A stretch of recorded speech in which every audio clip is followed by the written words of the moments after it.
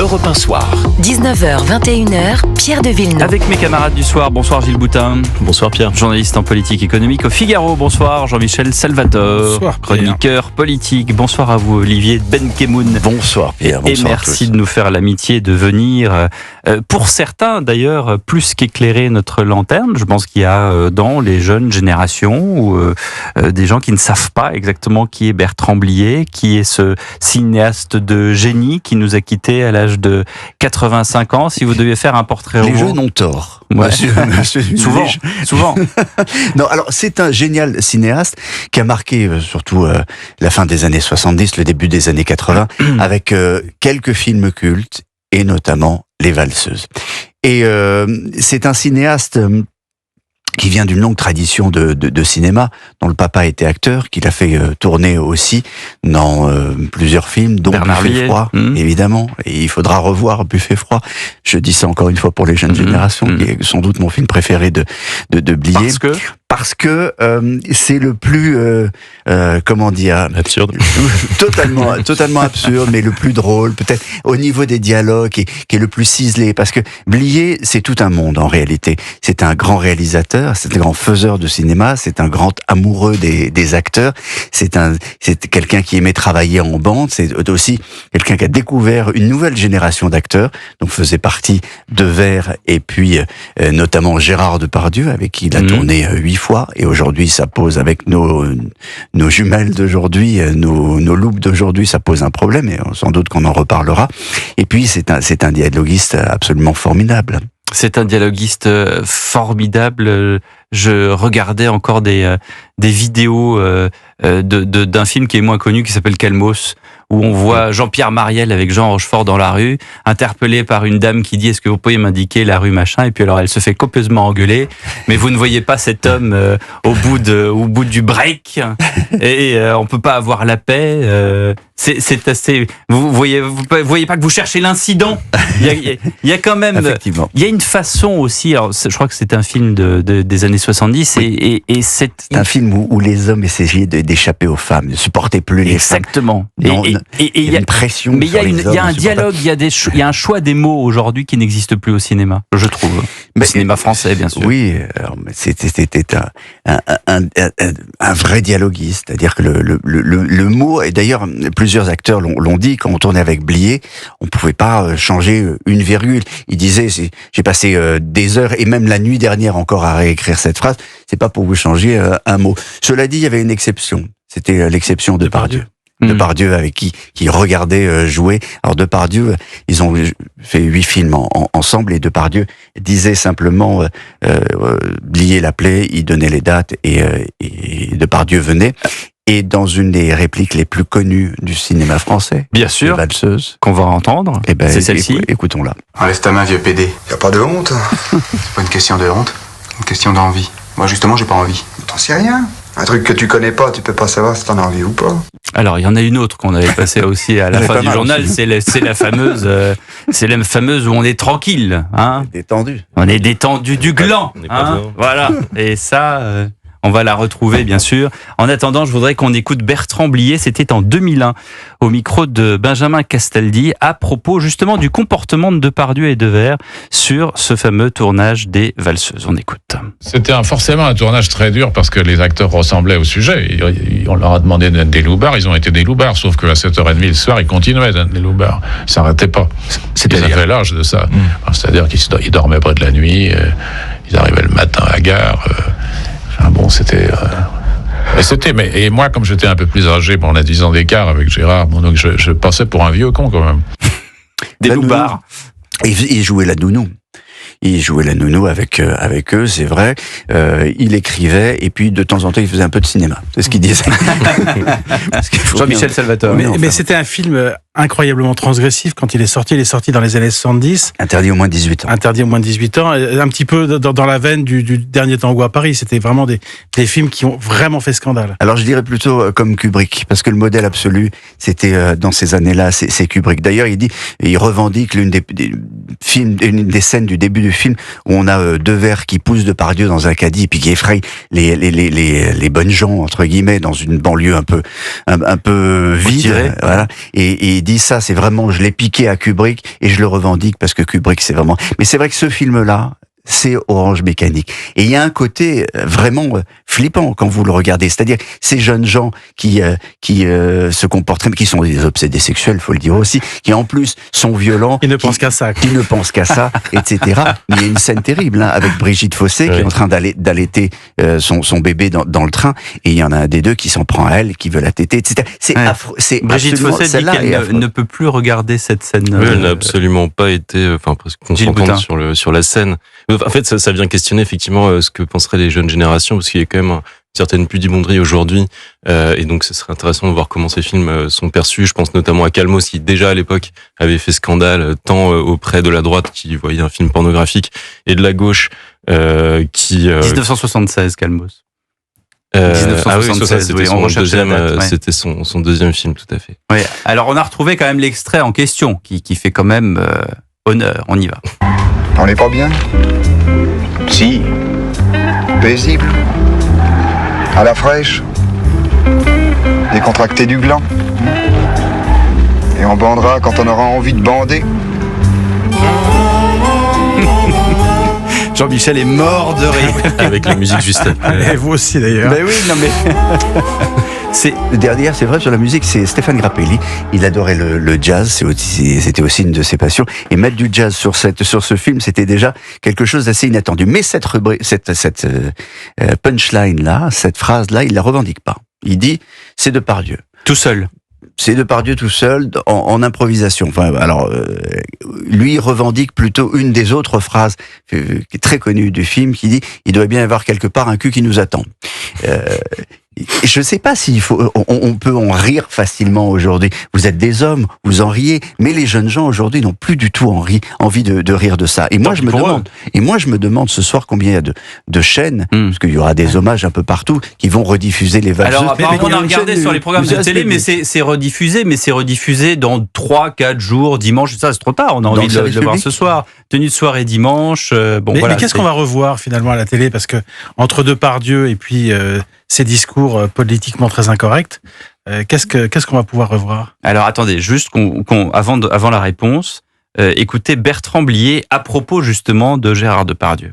On s'est rencontrés alors qu'on était très différents et on s'est aperçu qu'on était des frères. C'est-à-dire qu'après on a fait les valseuses et puis après on a continué. C'était évident. Et pour lui et pour moi qu'il fallait qu'on fasse des films ensemble et plein. C'est le meilleur acteur d'Europe. C'est le meilleur acteur d'Europe. Oh, pour lui, c'est le meilleur acteur tout court. Tout court. Il y a pas de, c'est devenu indissociable. C'est le géant absolu. Et puis, il est capable de tout jouer. Et il est dans l'émotion. Ça, c'est vrai, ça. Il a une jeunesse. En plus, il a pas le même physique. Au fur et à mesure qu'il joue dans les films de Blier, il prend de l'épaisseur.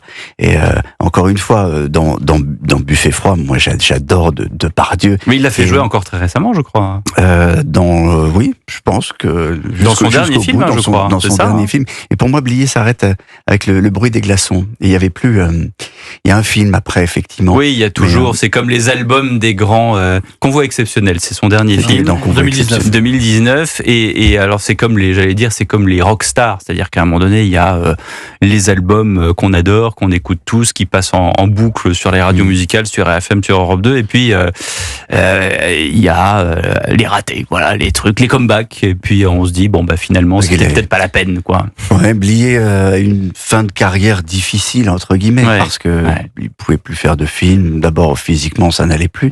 Et puis, il a connu des revers, et puis on lui donnait plus la possibilité de faire de films. Et en plus, malade, c'est difficile. Mais pour moi, encore une fois, le dernier grand film, c'était Le bruit des glaçons, avec Jean Dujardin et Albert Dupontel, et où il avait l'idée de génie, quand même, c'était de faire dialoguer un homme avec sa maladie, qui était un cancer, et le cancer, c'était Albert Dupontel. Qu'est-ce que ça fait d'être le fils de Bernard Blier? Écoutez Bertrand Blier sur Europe 1 en 2008 dans Regarde les hommes changer, au micro de Frédéric Tadei. L'homme le plus important de ma vie, c'est mon père, mais ça ne veut pas dire que j'en fais un héros. Il était extraordinairement envahissant parce qu'il avait une présence physique exceptionnel. Les grands acteurs, c'est comme ça. Ils entrent dans une pièce, la pièce change de volume. Lui, il était comme ça, comme Depardieu, comme Mastroianni, comme Gabin, tous ces gens. Et puis le regard était un regard...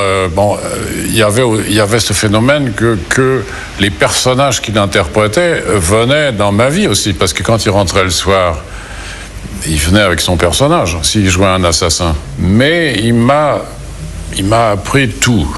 Je veux pas faire de psychologie à deux balles, mais est-ce que dans Depardieu, il n'a pas trouvé son Bernard Blier, qui était son père et qui était évidemment l'élément interdit?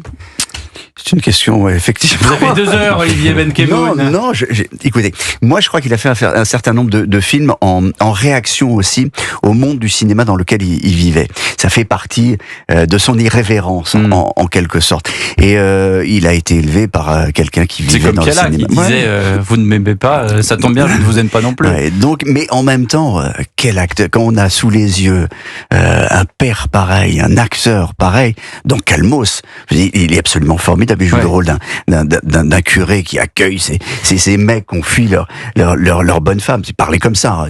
C'est pas de moi. Et vraiment, il les pousse à les protéger, à les garder avec lui. Il est absolument génial. Mais il peut jouer les terreurs, les policiers qui sont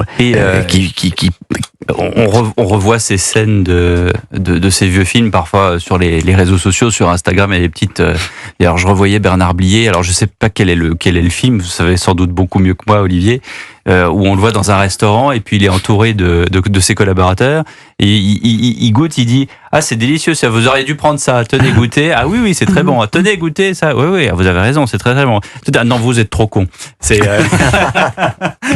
on va écouter Michel Blanc et Gérard Depardieu dans Tenue de soirée. Ouais.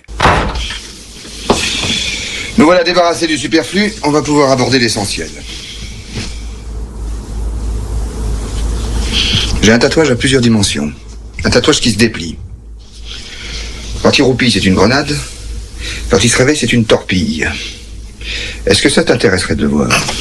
Tu te crois encore dans ta cellule ou quoi?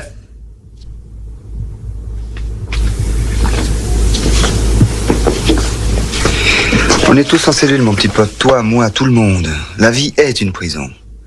Et la plus terrible de toutes, parce que pour s'en évader, faut passer l'arme à gauche. Plaisante jamais avec ces choses-là. Je vais t'enculer. Je vais t'enculer et tu jouiras. Voilà, donc ça c'est Bertrand Blier dans le texte avec. Et alors, vous avez ce qu'il y a de avant cette dernière réplique, c'est ce qu'on appelle les ruptures de rythme. C'est-à-dire qu'il y a des très très grands blancs. Et puis la vitesse du dialogue s'accélère. Ça, c'est du génie pur. Ça. C'est du génie pur. Depardieu est le seul à pouvoir. Oui, mais sous la houlette de Blier, qui quand même disait qu'il le dirigeait pas. Il ne dirigeait pas beaucoup, et il est capable de faire exactement le même genre de dialogue. Encore une fois, dans Buffet froid, il a le même genre de choses en maniant un couteau, en disant que voilà, c'est un magnifique couteau, c'est un beau couteau, et d'un coup, il pourrait rentrer dans une chair et vous pourriez mourir comme ça sans le sentir. Et il a ce même genre de rupture de Depardieu. C'est pour ça qu'il en fait un génie. Ouais, c'est vrai que c'est sous la direction de Bertrand Blier, mais ça montre quand même, parce qu'il y a certes les dialogues de Gérard Depardieu, mais tous les autres, il y a ce contraste, c'est pas ce contraste, c'est un paradoxe sur l'hyper-élégance de Bertrand Blier, je trouve, sa classe, et son talent d'écriture, et effectivement ses énormités qu'il place dans ses dialogues, qui sont fignolés, c'est-à-dire qu'on n'est pas sur de l'improvisation la plupart du temps. Donc je trouve que c'est un grand mystère et que c'est un homme extrêmement élégant, aussi potache que classe. Et il y a une scène qui est géniale, on parlait de son rapport à son père, dans Les Acteurs à la fin avec Claude Brasseur. Les Acteurs. Claude Brasseur a au téléphone son propre père, en fait, Pierre Brasseur, et il lui dit tiens, je te passe quelqu'un, et alors c'est le père, donc c'est Bernard Blier qui veut parler à Bertrand sur le tournage, et donc Bertrand Blier se met lui-même en scène en train de répondre à son père, et ça se termine comme ça. Je trouve que c'est extrêmement élégant. Des petites anecdotes qui font la grande histoire du cinéma. Ça sent le Audiard, ça sent toute cette période. Il y a cette phrase, encore une fois, je crois que c'est dans Buffet froid, qui était un film qu'il a écrit en 2 semaines. Hein. Il y a des films qui étaient très longs. Celui-là, il est sorti d'un coup. Et puis pour ceux qui l'ont jamais vu, ça se passe aussi dans un endroit qu'on ne peut pas reconnaître. C'est la Défense, à l'époque où c'était en construction. Donc, et il y a Bernard Blier qui joue l'inspecteur, qui est dans un ascenseur. Et il dit ici, ça sent le tabac. Et quand ça sent le tabac, ça va bientôt sentir le roussi. Et j'aime pas ça.